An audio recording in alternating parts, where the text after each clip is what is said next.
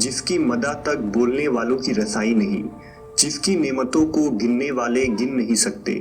نہ کوشش کرنے والے اس کا حق ادا کر سکتے ہیں، نہ بلند پرواز ہمتیں اسے پا سکتی ہیں، نہ عقل و فہم کی گہرائیاں اس کی تہہ تک پہنچ سکتی ہیں۔ اس کے کمال ذات کی کوئی حد معین نہیں، نہ اس کے لیے توصیفی الفاظ ہیں، نہ اس کی ابتدا کے لیے کوئی وقت ہے جسے شمار میں لایا جا سکے، نہ اس کی کوئی مدت ہے جو کہیں پر ختم ہو جائے۔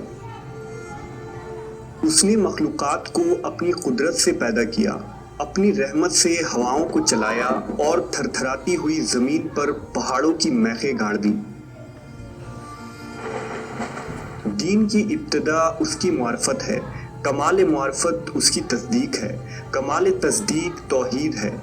لہٰذا جس نے ذات الہی کے علاوہ صفات مانے اس نے ذات کا ایک دوسرا ساتھی مان لیا، اور جس نے اس کی ذات کا کوئی اور ساتھی مانا اس نے دوئی پیدا کی، اور جس نے دوئی پیدا کی اس نے اس کے لیے جز بنا ڈالا، اور جو اس کے لیے جز کا قائل ہوا وہ اس سے بے خبر رہا، اور جو اس سے بے خبر رہا اس نے اسے قابل اشارہ سمجھ لیا، اور جس نے اسے قابل اشارہ سمجھ لیا اس نے اس کی حد بندی کر دی، اور جو اسے محدود سمجھا وہ اسے دوسری چیزوں ہی کی قطار میں لے آیا، اور جس نے یہ کہا کہ وہ کسی چیز میں ہے اس نے اسے کسی شے کے ضمن میں فرض کر لیا، اور جس نے یہ کہا کہ وہ کسی چیز پر ہے اس نے اور جگہیں اس سے خالی سمجھ لی۔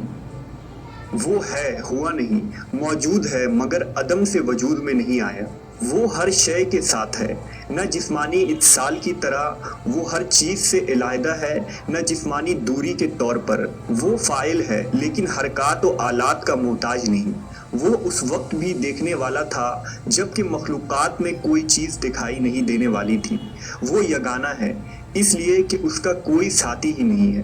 جس سے وہ مانوس ہو اور اسے کھو کر پریشان ہو جائے۔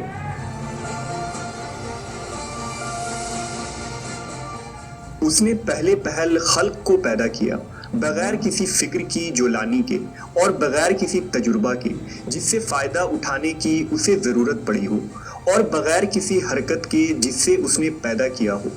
اور بغیر کسی ولولہ اور جوش کے جس سے وہ بےتاب ہوا ہو۔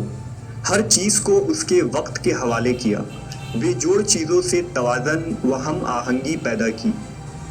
ہر چیز کو جداگانہ طبیعت اور مزاج کا حامل بنایا، اور ان طبیعتوں کے لیے مناسب صورتیں ضروری قرار دیں۔ وہ ان چیزوں کو ان کے وجود میں آنے سے پہلے جانتا تھا، ان کی حد و نہایت پر احاطہ کیے ہوئے تھا،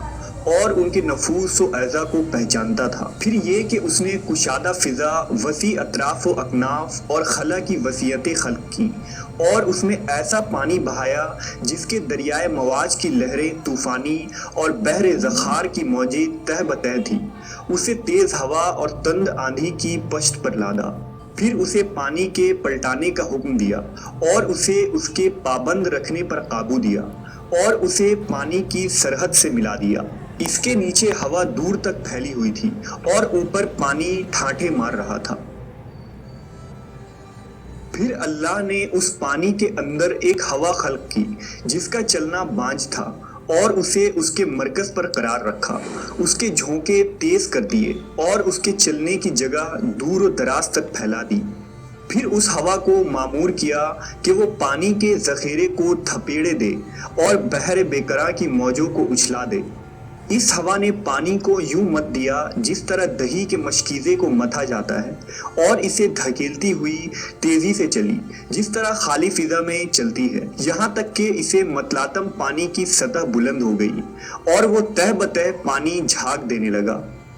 اللہ نے وہ جھاگ کھلی ہوا اور کشادہ فضا کی طرف اٹھائی،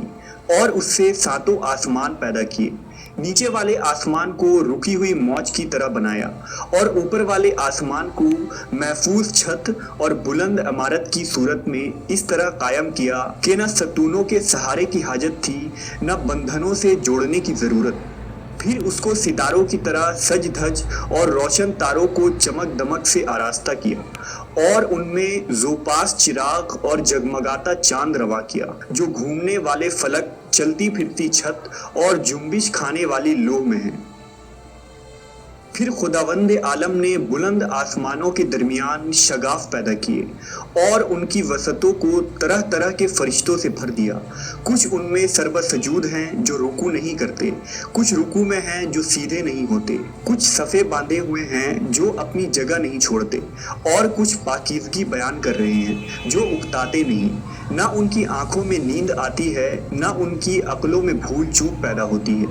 ना उनके बदनों में सुस्ती व काहली आती है, ना उन पर नसियान की गफलत तारी होती है। इनमें कुछ तो वही इलाही के अमीन उसके रसूलों की तरफ पैगाम रसानी के लिए ज़बान हक और उसके कतई फैसलों और फरमानों को लेकर आने जाने वाले हैं, कुछ उसके बंदों के निगहबान और जन्नत के दरवाज़ों के पासबान हैं, कुछ वो हैं जिनके कदम ज़मीन की तह में जमे हुए हैं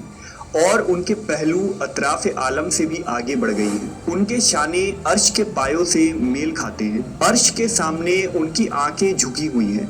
और उसके नीचे अपने परों में लपटे हुए हैं, और उनमें और दूसरी मखलूक में इज्जत के हजाब और कुदरत के सरा पर्दे हायल हैं।